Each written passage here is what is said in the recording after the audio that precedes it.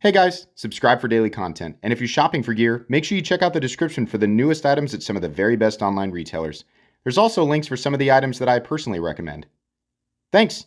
What's going on YouTube? Metal Complex here, and today I've got another interesting knife review / knife overview to share with you guys. This is the Tim Bernard Reate produced Rascal, both in micarta and full titanium. This knife, as far as I understand, as is indicated by the Tools for Gents logo right there, is only available at Tools for Gents, so I will link Tools for Gents right down below. You guys can check it out. They do have more versions than the two you're seeing here.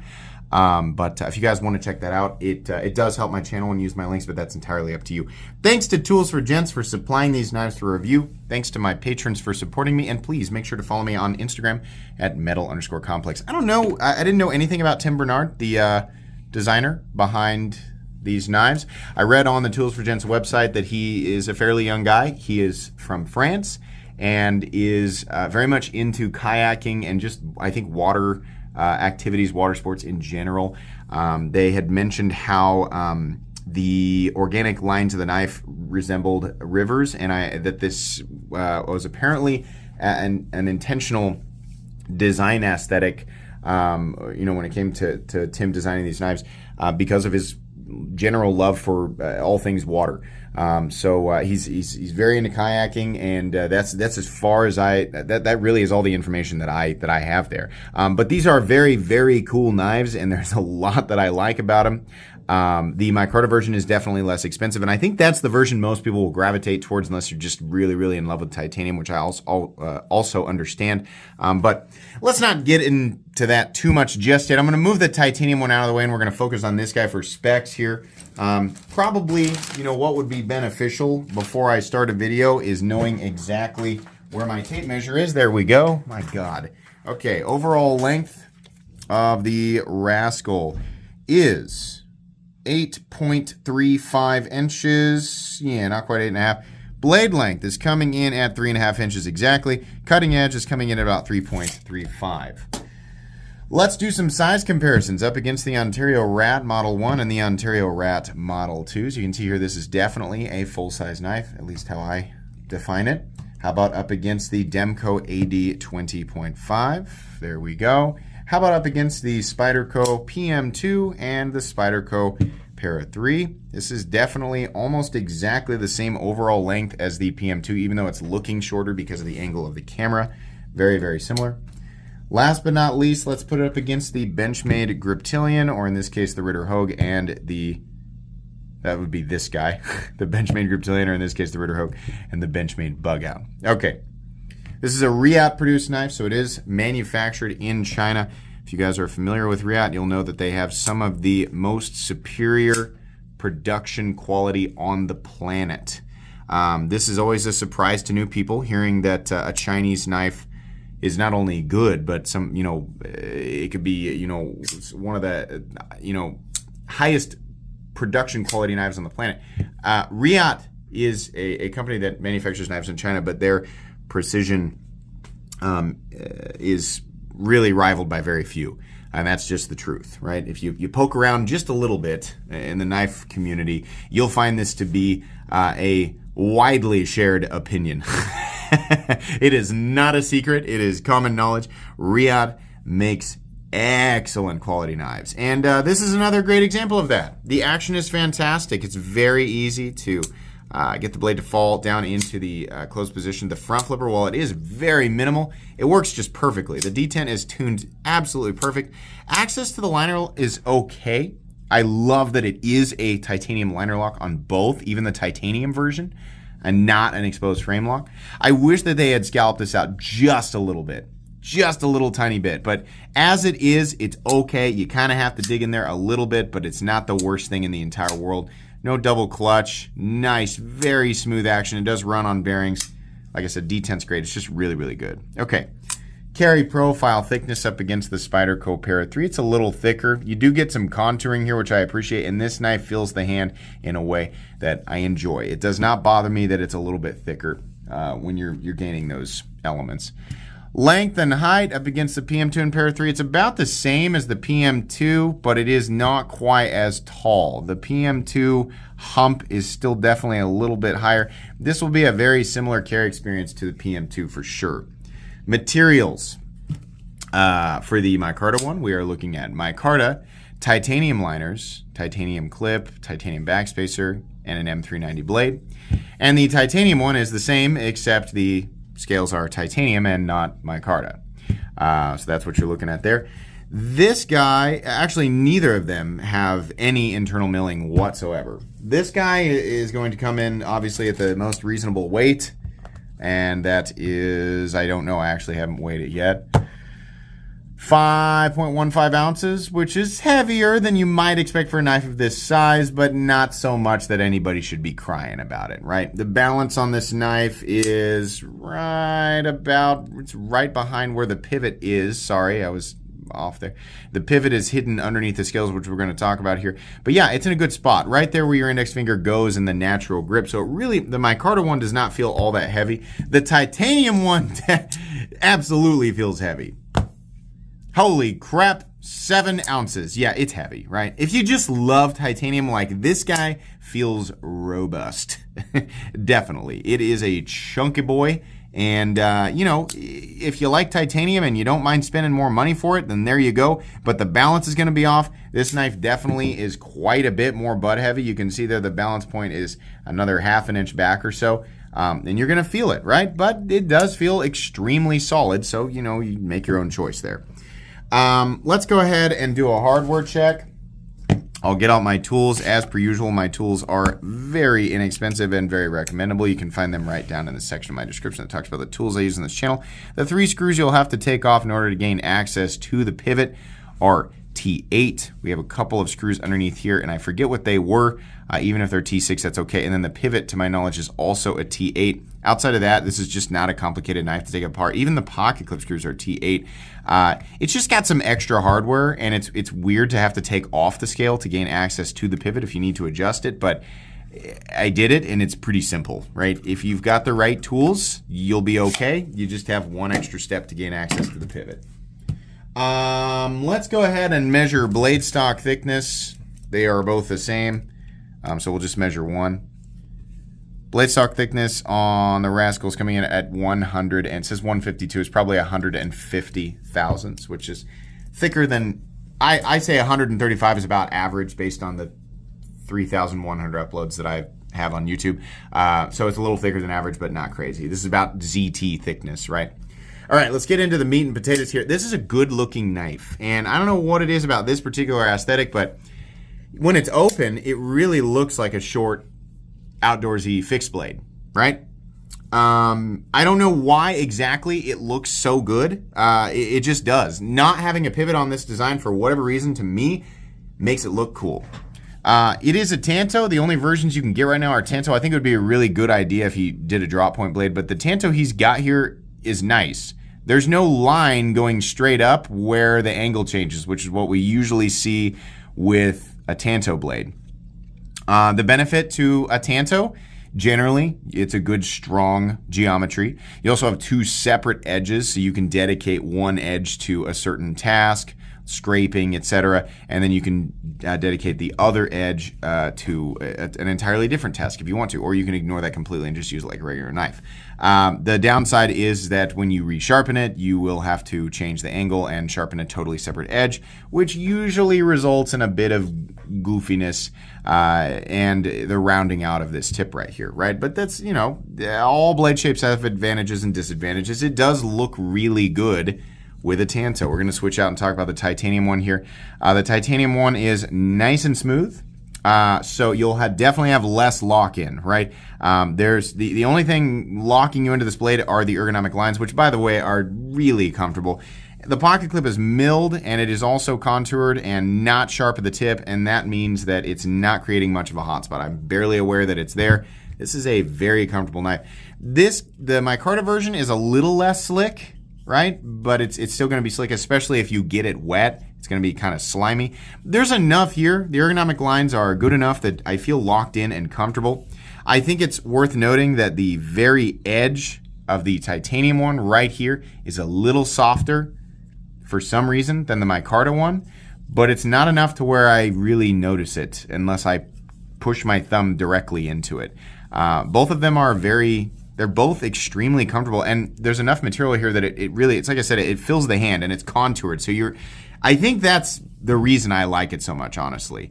I just really like when a knife like this fills out the hand, and I also really like liner locks, especially when compared to titanium frame locks. So there is only one means of deploying this knife, and for some reason this makes people really grouchy and angry, right? We got a lot of there's always some group of people who are like, I don't like new things, and front flippers are new things, and grumble, buck 110, buck 110, blah, blah. Like, shut up, I always prefer that front flippers, if a knife's gonna have a front flipper, I would prefer that it have a secondary means of deployment. I don't like it necessarily when the front flipper is the only means of deployment, but if that's going to be the case, it had better be perfect. It had better be very easy to do, and it is, right? To people who complain about that, you have to remember, whatever your preferred means of deployment is, there was a time when it was a new thing, and there was some other guy or gal going, rah, rah, rah, I don't like the new way of doing things, I prefer the old way, or what they mean to say is, the way that I understood it to be and got used to, and now I'm not willing to change or try anything new, and I'm finding a good reason to vent about it through whatever vessel was available at the time. So don't do that. Just don't, if you really hate it that much, right, just don't buy it. But as somebody who, enjoys seeing different means of operation, right, even if it doesn't necessarily add utility, it's fine. We're far beyond that already. I don't mind front flippers, right? If they're done right, if it's very easy to front flip them, right, as demonstrated by the side of my index finger, which is not how you're supposed to do it, then it's fine. It works, right? This will work in gloves, without gloves, and it is a reliable means of deploying your knife. It's certainly, not something that the vast majority of people are used to after however many decades we had thumb studs and flippers, right? Before that, the nail nick, which definitely absolutely needed to be upgraded. I'm really glad that we evolved past that dark time where all pocket knives were like that. Not all of them, but that's just, it was in need of we obviously needed a better system, right? And we found it. The front flipper works, right? That's the important thing. So would it be nice if it had a flipper or a thumb stud? Well, okay, yeah, sure, but it works just fine without it. The blade geometry is definitely one that emphasizes strength, but it does get down to a reasonably thin cutting edge. It's not thin, but Reate does a really good factory edge, and this is an example of Reate's really good factory edge. It looks great. The other thing that I really appreciate about this knife is that there is minimal billboarding. The billboarding that is there is very small. The Tools for Gents logo, and then we have, I guess, the Tim Bernard logo over here. And that's it. You don't see anything else. There's really not a lot of busyness going on any part of the knife. This is the kind of simple that I like. It's got enough of a unique profile that it's got character, and then everything else is just straightforward. There's no pomp, no frill, but enough character to make it fun and interesting, right? I really like that the back of this rounds in a way. It doesn't just suddenly taper off into a skinny little hornet butt, Knives like that just look bizarre to me, but it's a soft rounding, right? So if you want to scoot back, you can, but it just, what I'm saying is it doesn't feel weird the further back you get, right? And it's also not coming up, which is a lock-in, but it also confines you. This does not confine you at all. It's comfortable in a wide variety of different grips, and that's really good. There's jimping back here, functional jimping. It complements the last possible position for your index finger, which is great. You can choke up almost right behind the blade, which is also great. And because it does not have a thumb stud, there isn't anything in the cutting path, which is a benefit to not having a thumb stud, right? There's a lanyard hole. Yay, lanyard people. Yay. And then we have, of course, the full titanium backspacer, which you should, bean counters. If you're looking at that final price tag, we got to consider this. Titanium backspacer, milled titanium pocket clip, right? Adds a little bit in there. The micarta is nice. Everything looks good. It's not that hairy basket weave stuff. What do they call it? Burlap. I know some people like it. It's just gross. Like, it's nasty. This is in my opinion, this is good micarta. Titanium. This is just, it's like blasted titanium. It looks good. It's fine. It's nothing, there's nothing special here. I think it would have been nice to have maybe an area that was textured, like just carve out an area around these screws and texture that. I think that would have been real classy, but it's fine the way that it is. It's just going to be a little bit more slippery. There is a stop pin that is actually way back here, and there's no shouldering. It's just flat tang up against it. You can actually see where it's running into that, and that's fine. That'll work. The blade locks out completely and totally solid. No blade play up, down, left, or right. No lock stick. Geometry, lockup geometry. Let's actually flip them both the way that they're intended to be flipped instead of doing that. We'll do this one, and we'll do this one, and then look at the lockup. 30% maybe. How's this one? Slightly earlier, almost exactly the same. No blade play up, down, left, or right on the micarta version. No blade play up, down, left, or right on the titanium version. No lock stick on either. No pivot lash on either. Both of them are exactly the same. These are perfectly consistent. Nice detent click on both. Yep. Sounds a little different because it's titanium versus micarta. Perfect centering on the titanium one. And is it slightly off? I've been playing with this one a little more. This is a good opportunity actually to take the scale off, and we'll just make a quick adjustment on the pivot to see if that's the case, because I think this one is slightly off-centered. So to access the pivot, as you might have guessed, which I think this is actually something I think I did in the unboxing. I can't remember, honestly, because it was a couple of weeks ago. But you will need to remove all 3 screws of the show side scale. You do not need to take off the non-show side scale. And this is inconvenient versus having an exposed pivot. Absolutely. It is worth pointing that out. Most knives have exposed pivots, and it is just flat out more convenient to adjust those knives. There's a little pocket under the scale to accommodate for the domed head of the pivot. You can see back here, it is in fact a T6 screw holding the backspacer. So this guy right here, we're just gonna give it a quick turn and see if that maybe has helped things a little bit. I'm not sure. I think I can actually still flip it from here. The action still feels exactly the same. And I think the centering may have come back just a little bit. If not, maybe this one is ever so slightly off center, which is rare for a Reate knife, but it can also be adjusted with the body screws. Let's just put these back in here real quick, and we'll take a look. It could be that, in some situations, adjusting the body screw, because getting your blade centered, it's like you don't care about it until you hear somebody else say, like, the blade on this knife is perfectly centered. And then you're like, oh, I didn't even realize that was a thing people cared about. And then you look down at your pocket knife and it's not centered, and then you suddenly become bothered by this thing you didn't even know was a thing.